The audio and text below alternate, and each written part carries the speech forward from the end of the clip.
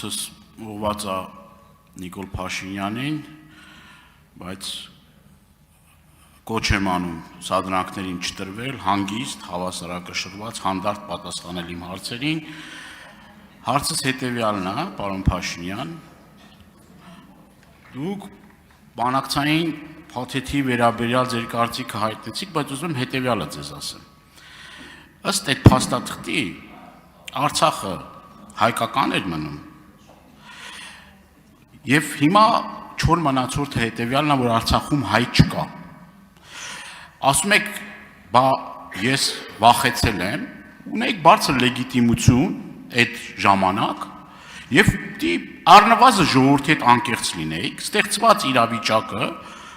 ասեիք ինչ հնարավորություն կա, եւ դուք եք հրապարակում գոռում, ասում, որ տենց մի հարց չկա, որ առանց ձեզ չքննարկվի։ Եվ ասում եք նոր պատերազմ, նոր տարածքներ, ասում եք բանակցում ենք այն ինչ որ ուզում ենք բանակցել։ Եվ այս խոսույթով ամբողջ այդ ժամանակահատվածը հանդես եք գալիս։ Վերջում եղավ աղետալի մի պատերազմ, եւ գործընկերս ճիշտ ասեց, պատերազմից հետո էլ ասում եք Շուշի եւ Հադրութ դեօկուպացիա, դրա մասին եք խոսում։ Եվ դուք որպես ոչ թե որպես պարզ Հայաստանի Հանրապետության քաղաքացի, այլ որպես Հայաստանի Հանրապետության վարչապետ, պարտավոր եք այդ ռիսկերը գնահատեիք։ Պարտավոր եք ստեղծված իրավիճակում ճիշտ վերլուծություն անելու, հնարավորությունները գնահատելու եւ ինչքան էլ որ ցավոտ լիներ, այդ ցավոտ հարցերին պատասխանելու։ Դուք սովորական պարզ քաղաքացի չէիք։ Դուք Հայաստանի Հանրապետության վարչապետն էիք, եւ պատերազմից առաջ, եւ պատերազմից հետո։ Եվ այս հարցերի պատասխանը դուք տակ, մեր ժողովրդի, ինչքան էլ ձեր համար։ Իդեպ ձեր դիմացի դրոշը ուղեք թարսա դրած։ Հարցին կպատասխանի վարչապետ Նիկոլ Փաշինյանը։ Պարոն Դարենյան, լուր ունեմ ձեզ համար, ես արդեն ձեր հարցին պատասխանեցի եւ 5 տարուց ավել է, ես այդ հարցին պատասխանում եմ։ Ըստ էության ձեր տված հարցերից չկա, որ ես նախկինում արդեն չեմ պատասխանել։ Ես բոլոր հարցերին պատասխանել եմ։ Ես հիմա կարող եմ ասել կոնկրետ հղումներ անել ազգային ժողովի, բայց ամենալավ հղման տեղը քննիչ հանձնաժողովի հրապարակային ելույթն է։ Հիմա որ ձեր հարցինի պատասխան կարդում եմ 2018 թվականի ապրիլի 17-ին Սերժ Սարգսյանի հայտարարությունը։ Այս առումով մենք դաս առաջին պետք է համարենք այն, որ այլևս գոնե շատ տևական ժամանակ, երբեք մենք չպետք է հույս փայփայենք, որ Ադրբեջանի ղեկավարությունը թողնելու է իր ուխտադրուժ մոտեցումները, թողնելու է իր ցանկությունը ուժով լուծելու Լեռնային Ղարաբաղի խնդիրը։ Երկրորդը, նույն հայտարարության մեջ, որ բանակցային գործընթացը լավատեսություն չի ներշնչում, ավելի ճիշտ կանգնած է, որովհետև Ադրբեջանի պահանջները անիրատեսական են եւ անընդունելի մեզ համար։ Այդ ինչից եք ենթադրել, որ Ղարաբաղը այս տարբերակով կամ այն տարբերակով մնում էր հայկական։ Էլի եմ ասում, ցանկացած նախորդող շրջանում, եթե այդ լուծման տարբերակը կար, ձեր ղեկավարները թող լուծեին։ Թող լուծեին, չէ իրանք ասում են չնաշխարհիկ տարբերակներ, լսեք թող լուծեին։ Թող էս ինչ հայտարարություն է։ Էս ինչ հայտարարություն է 2018 թվականի ապրիլի 17-ին։ Եվ ես քիչ առաջում հարցին էի պատասխան ասում եմ, որ Ղարաբաղի հարցի բանակցային փաթեթը վերլուծվել է եւ իմ եզրակացությունը եկել է, որ Ղարաբաղի հարցի լուծման մասին չի սա։ Ղարաբաղի հարցը, որովհետև 1996 թվականին լուծվել պրծել է, մեզ ոչ մեկ դրա մասին չի ասել։ Խոսքը նրա մասին է, թե Հայաստանի պետությունը լինելու է, թե չի լինելու։ Մենք ընտրել ենք, որ Հայաստանի պետությունը լինելու է։ Դուք ուրիշ բան կընտրեիք։ Գիտեք, որ ուրիշ բան կընտրեիք, որովհետև նախորդող շրջանում հենց ուրիշ բաներ ընտրել եք։ Եթե ոչ դուք անձամբ, այլ են քաղաքական ուժերը կամ այն քաղաքական ուժը, որ ներկայացնում եք։ Մնացածը ոչ, էլի եմ ասում, այս բանակցային փաթեթի վերաբերյալ, դուք գործնականում ես համոզվեցի եւս մեկ անգամ նոր հարց չեք կարող տալ, որովհետև բոլոր հնարավոր հարցերին ես 2020 թվականից այս ամբիոնից ուրիշ ամբիոններում բոլոր հնարավոր ֆորմատներով պատասխանել եմ։ Ձեր ասածը ընդհանրապես որևէ կապ չունի բանակցային փաթեթի բովանդակության հետ, որևէ կապ։ Եվ սա ցույց է տալիս բանակցային փաթեթը հրապարակված չէր, դուք նույն բանը ասում եք։ Բանակցային փաթեթը հրապարակված է, դուք նույն բանը ասում եք։ Դա նշանակում է, որ ձեր ասածը կապ չունի։ Ես այս բանակցային փաթեթը հրապարակվելուց առաջ ես եմ նույն բանը ասել։ Հիմա էլ մի տարբերությամբ, որ իմ բոլոր ասածները հիմնված են եղել բանակցային փաթեթի բովանդակության վրա եւ ոչ թե ինչ որ մտածածին իրողությունների վրա։ Ոչ սխալ եք ընկալել, տենց չի։ Ուշադիր կարդացեք, 2 օր առաջ է հրապարակվել։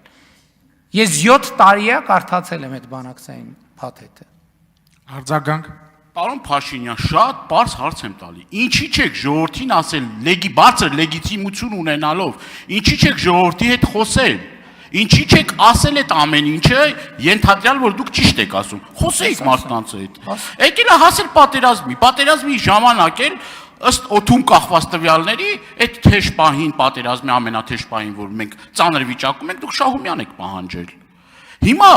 դուք պիտի գնահատեիք, մենք ինչքան ռեսուրս ունեինք, ինչքան հնարավորություն ունեինք, ինչքան զինտեխնիկա ունեինք, ինչքան կարողականություն ունեինք, այդ գնահատողը դուք եւ ձեր ղեկավարած կառավարությունը պիտի այդ գնահատականները տար։ Ինչի՞ եք գցում նախկինների վրա։ Լավ, նախկինները սխալներ են արել, միգուցե նաեւ մեր երազանքների փաստաթուղթը չի եղել նախկինների փաստաթուղթը, բայց ի վերջո դուք կրում եք պատասխանատվություն, դուք եք եղել Հայաստանի Հանրապետության վարչապետը եւ վերջում աշխարհում չկարգավորված տասնյակ չկարգավորված հարցեր կան։ Մերձդնեստր,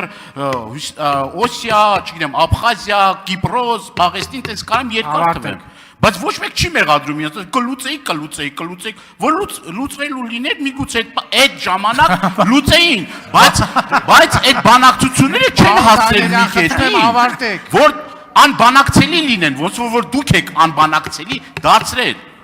Եվ այդ առումով Անջատեք պարոն Դանիելյանի խոսափողը։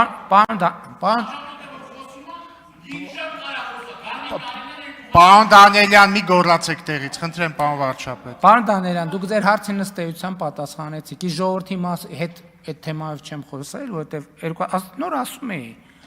էի, որ 2019-ից հետո բա ինչ ենք արել։ Ուզեցել ենք հասկանալ, բովանդակությունը խորանալ, որ դա պարզ հարց չի։ Լևոն Տեր-Պետրոսյանն էր ժամանակին ասում էր, այս հարցին փորձագետի մակարդակով տիրապետում է 4 հոգի, 5 թե 4 հոգի։ Չեմ խոսացել, որովհետև այդ պահին անհրաժեշտ թվով, անհրաժեշտ ծավալի փաստեր եւ փաստարկներ չեմ ունեցել դրա մասին խոսալու, որովհետև իրադրության գնահատման փուլ ա եղել, դրա համար չեմ խոսացել։ Բա ինչ դուրս գամ մի անգամից արդեն բանը 2 անգամ կարտասած դուրս գամ եզրակացություններ անեմ։ Պարոն Դանիելյան, մի գոռացեք։ Կանչել ենք, նախկին ատգործնախարարին կանչել եմ մի ժամ թե 2 ժամ խոսացել են, տեսել եմ ոնց որ բանը ասուլիսում խոսալիսը լինի, էլ չեմ էլ հանդիպել, որովհետև եկել անստել հեքիաթներ ա պատմել, ես կարդում եմ տեն իրա պատմած հեքիաթները իմ դրա առաջ դրած թղթի հետ կապ չունի։ Այս բան եմ ժամավաճառությամբ զբաղվեմ։ Եվ էլ եմ ասում, առաջին կարևորագույն փաստերից մեկը, որ արձանագրված ա եղել ինձ համար, արձանագրված ա եղել են, ես արդեն մեր գործընկերոջ հարցինի պատասխանացի, ասի սա ի սկզբանե որոշված ռազմավարություն չի եղել, նոր ասցի։ Ասի ինտուիտիվ սկսել ենք ինֆորմացիան ստանալ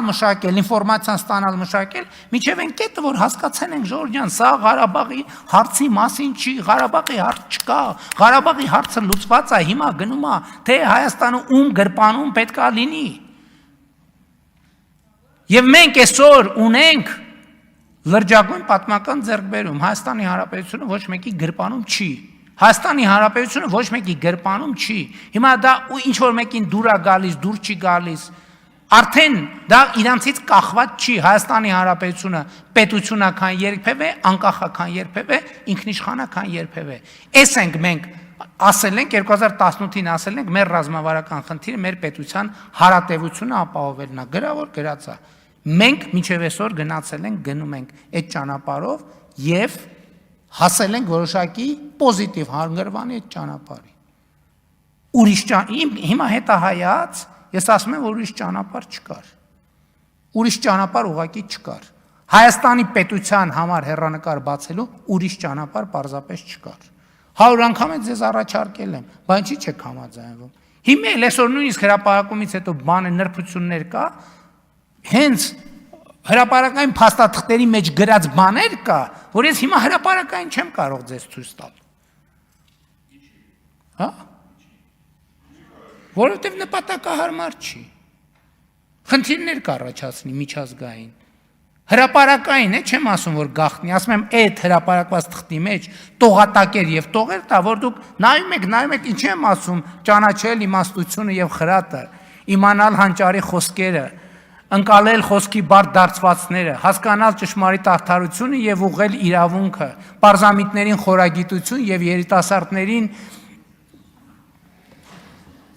շնորհակալություն։